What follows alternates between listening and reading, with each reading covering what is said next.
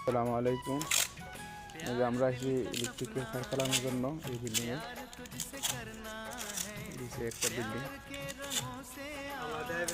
এটা হচ্ছে পুরাটা হয়েছে স্ল্যাব, পুরা 500 মিটার, 500 মিটার স্ল্যাবের। এই যে electric pipe, 90 mm electric pipe.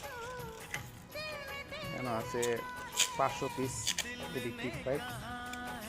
Glow আছে 4 পিস, মাস্কিং টেপ আছে 2 কার্টন, বাকি জংশন। এই যে কপলার, এই যে আমাদের উস্তাদ আরিফ ভাই। আরিফ ভাই, কি অবস্থা? আলহামদুলিল্লাহ ভালো ভাইয়া। হ্যাঁ, কি মারতেছেন? এই যে মাছটা মাতাছি জংশন বক্সে। হ্যাঁ, না এই মাস্কিংটা মারলে কি হয়?